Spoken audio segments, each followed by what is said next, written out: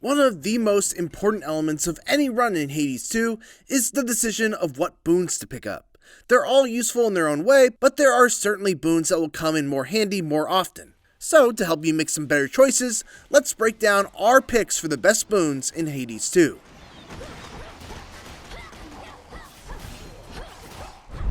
First off, rather than do an outright ranking, we're going to break this down by picking out the 3 to 4 best boons per god.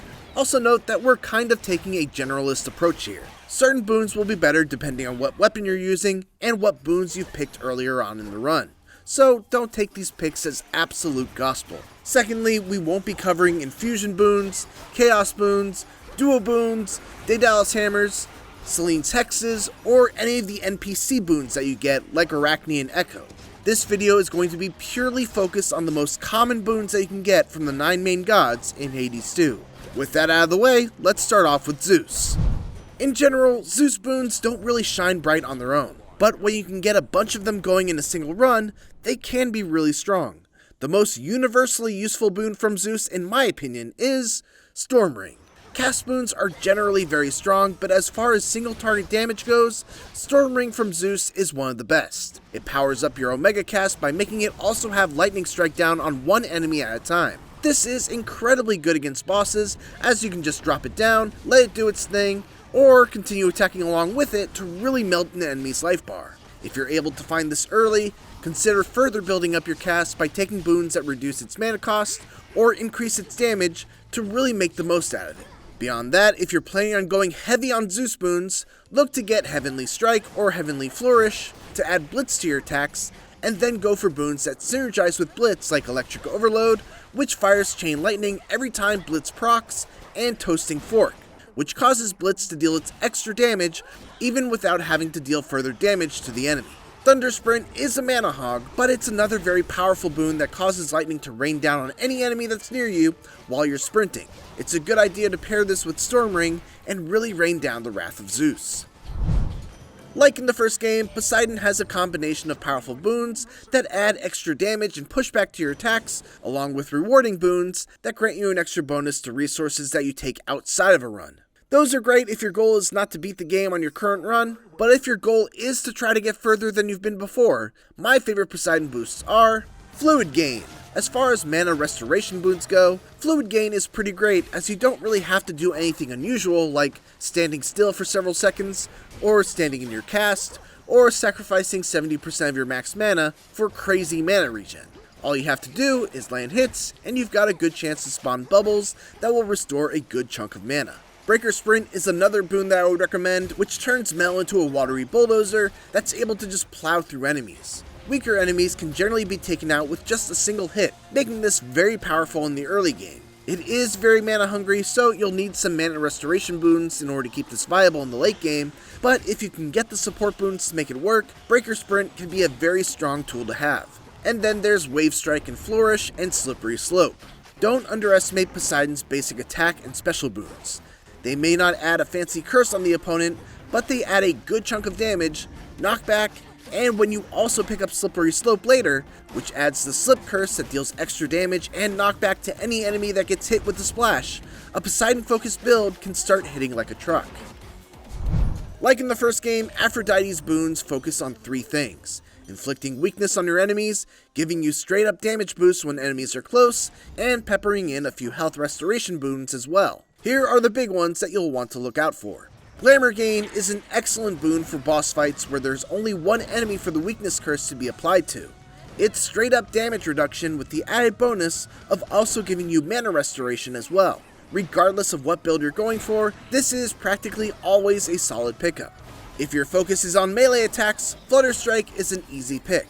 Even at the most common rarity, plus 80% damage for being close up is huge, and will be extremely noticeable in just about every type of fight, and at rare, epic, or heroic rarities, you'll be hitting extremely hard with just basic attacks. If you're running a build with a decent amount of mana regeneration, Heartbreaker is a fantastic pickup. It causes a little bomb to orbit around your character every time you spend 30 MP that deals heavy damage when it touches an enemy. It's an absolute must-have with any build where you focus a lot on Omega attacks. Apollo is a new god to Hades 2, and his boons are mostly about increasing the range of your abilities. The basic boons of Nova Strike and Nova Flourish, which increase the ranges of your attack and special respectively, will really depend on what weapon you're using, but one that will always be useful is Supernova. This is a boon that enhances your cast by making it expand its size until it expires. You should always be using your cast to limit the mobility of enemies, and your Omega cast will still do respectable damage even if you don't upgrade it all that much. But if you do decide to heavily upgrade your cast, Supernova is a must-have, as it can help clear out huge groups of enemies with just 1 or 2 Omega casts. Speaking of your casts, Apollo has one of the better Omega casts in Solar Ring. Like Zeus' Storm Ring, this one's all about damage. You drop it on the ground, wait a few seconds, and then watch life bars get deleted as several explosions go off one after the other. It's strong all throughout the game, and can be made even better by the aforementioned Supernova and other cast enhancing boons and Arcana cards.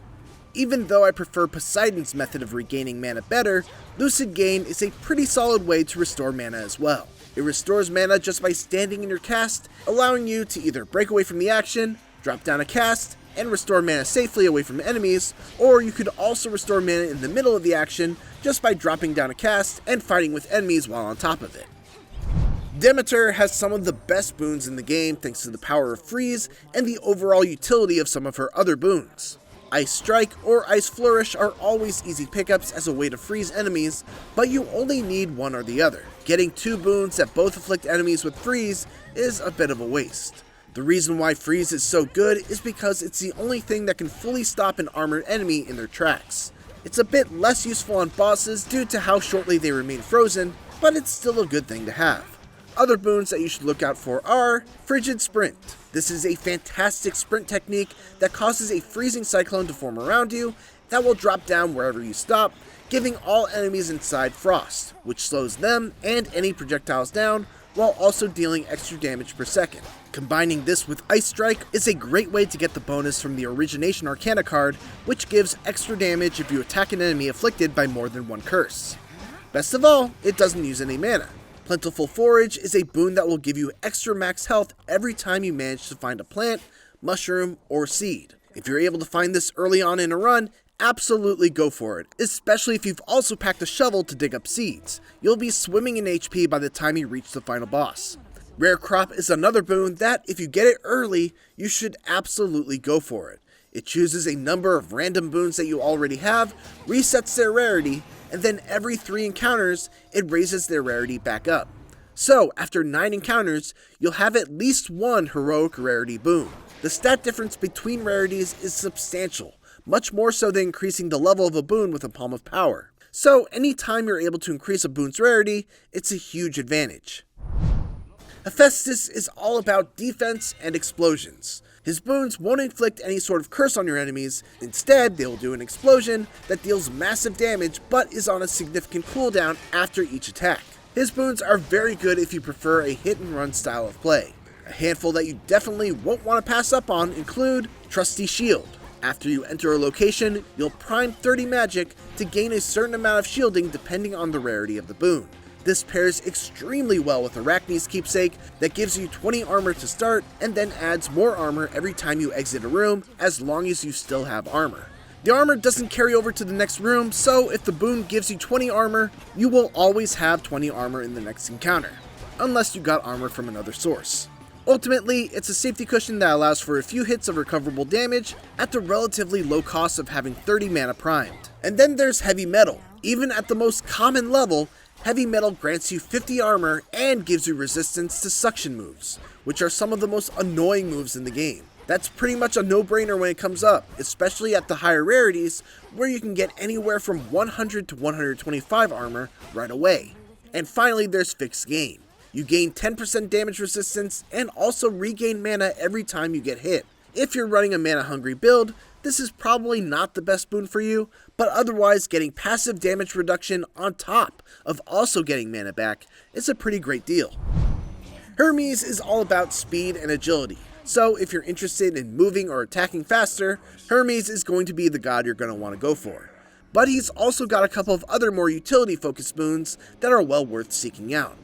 Save Breath is a boon that reduces the mana cost of your Omega cast, which is a simple but very effective boon. Omega casts are some of the best, most damaging attacks at your disposal, and if you decide to try to build heavily into them, this is definitely a boon you're going to want. And then there's Greater Evasion. Again, fairly simple here. This boon grants you a straight up boost to your dodge chance. In a game like Hades 2 where every hit you take matters, every hit you're able to avoid also matters as well.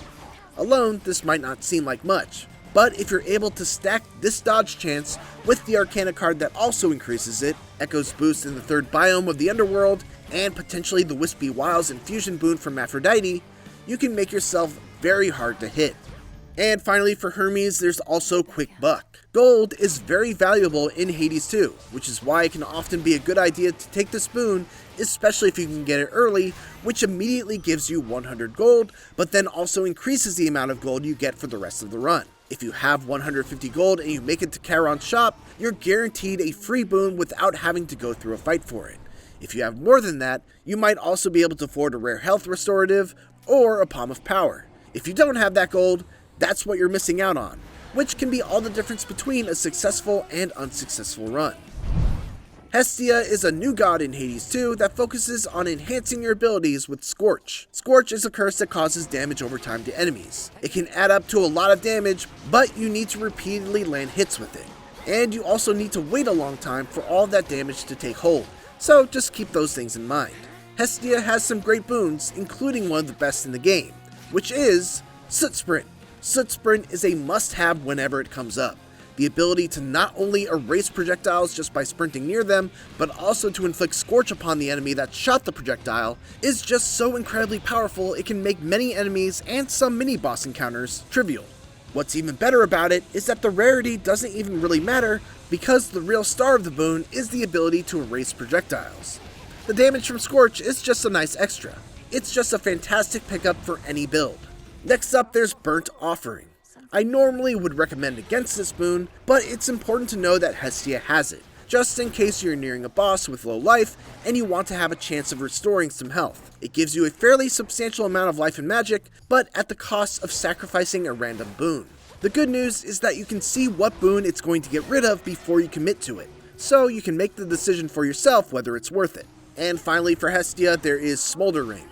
This enhances your cast to inflict Scorch on any enemies caught inside. What makes this boon great is the fact that you don't need to do an Omega cast for it.